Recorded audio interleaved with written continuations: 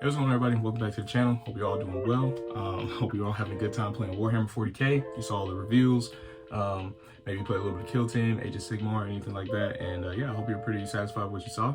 For me, on the other hand, nothing got announced for my 40k team. Actually, nothing got announced in the past 2 editions, I want to say. So hopefully, you know, soon we get something. But in any case, it's not what today's video is about. I'll actually save that for another video. Today's video is going to be about my Kill Team, the Adeptus Arbites, and just how, I want to say, how not so great they match up against other kill teams, depending on the scenario, right? So, of course, the last video showed you guys, hey, I'm gonna get the Adeptus Arbites, I'm gonna build them, they look sick, you know, Judge Dredd type of team. And it was great, it was very fun. Playing them is fun, they have like gimmicks and stuff. However, with these guys, you have to be in somebody's face. They're very, I'm not gonna say melee focused team, but they are a very, you know, close quarters team, which makes sense because they came out with the Gallowdark like expansion or anything like that, or like during that time period, right? That's the same reason why we have the Imperial Breachers, you know, in that same scenario. So I would say in a close quarter scenario, they'd probably shine the most. If you're playing like a Gallowdark mission or like a map set layout and whatnot, I think they would probably excel very well. However, if you're playing KT on, you know, a normal KT map that's not Gallowdark, they're gonna struggle just a little bit. And let me explain. So just recently, we have a match play coming up, a little event or whatever, and there's like a kill team trophy involved and everything like that. And so we're gonna have like a few people playing. We're gonna have like probably 5 to 6 players playing, maybe less than that, maybe like 4 to 5 players playing. And you know, everybody's gonna bring their best kill team and they're gonna try to win, of course, as they should, right? So I thought it would be a great idea to get some practice in with the boys, you know, take my little Arbites and then go ahead and do some stuff with them, right? You know, so I did. And it was very, very bad. It was a very, very bad turnout. And the only reason why it is because the team that I just happened to be going up against, I was practicing against, were the Night Lords or Night Stalkers, or however you, it's one of the two. I believe it's Night Lords. But in any case, I was going up against them, and obviously their team ability, their kill team ability is, if they all have like the concealment order, I have to be within Pentagon range to actually be able to target them. If I'm not, then I can't target them. They're obscured and all this other stuff if they have the concealment order. So that made it very, very hard for my team in particular to actually do anything against them, or for that matter, any shooting team. It'd be very hard playing against them specifically because they just trump that. So your best option is to be in melee. You have to get up close, you have to do things. Now, even with the balanced data slate that gives the Arbites an extra wound, so the regular guys have what, 8, and then the leader will have 9. That's still not that big of a difference, and plus their saves are 4 up unless you have like something that says otherwise, and I don't think they have anything that says otherwise. Maybe it's just a reroll. I know for a fact they have like a strategic point that allows them to reroll if they are within circle of an objective, or maybe it's 2 circles of an objective. That's the only thing that they really have as far as like defense, right? Defense wise. So with that being said, going against the Night Lords was very, very hard.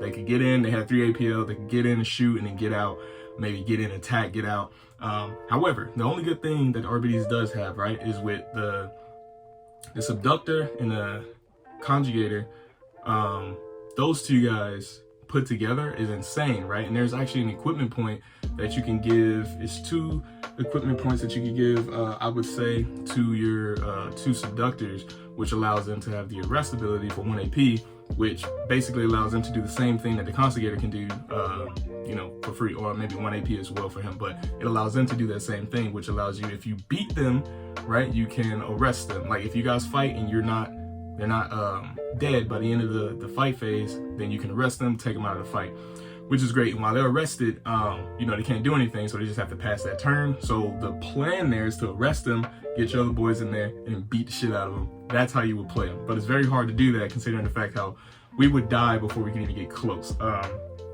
Just to give you a rough idea, we took out 1 Night Lord when we lost 7 people. So that's just a good rough estimate of how that turns out. So yeah, to say the least, I mean, Arbites are good, but I think they will only excel in a close quarters scenario. because obviously there's corners, you don't have to do as much distance or anything like that. And then of course the weapons are shotguns, and it's within pentagon distance every time, at least if you're in a close quarters map. So it's very, very good in that regard. But other than that, I wouldn't say they're the best choice to take. Besides that though, going into this tournament, I want to have more of like a shooty team, because I have no shooty teams. Ever since I've been playing KT, all of my teams have been fighting. Like, I just want to get in your face and fight, right? So back then when I played the sisters, I had the Repentia on my team, and I love to fight with them. Obviously my Grey Knights are good with shooting and relentless, but I also like to fight with them because their fighting is really good. I tried dabbling into the what are these guys called? The Golden Boys, the Custodes, right? You only can have like 4 of them, of course. So if you only have 4 Custodes and you go into a fight, you're gonna more than likely win, because one, they have a lot of wounds and they hit real hard in fighting, which is great. So if you like melee focused guys, I would say probably go to Custodes, but just remember you only can take 4. So yeah, that's the only bummer there.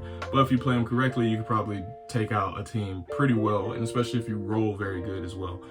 So yeah, that was one thing with that. But moving forward, yeah, I'm gonna have like a more of a shooting team and not a more so fighting team, to put my team in danger most of the times. I feel like I've noticed that's how I lose a lot of my fights.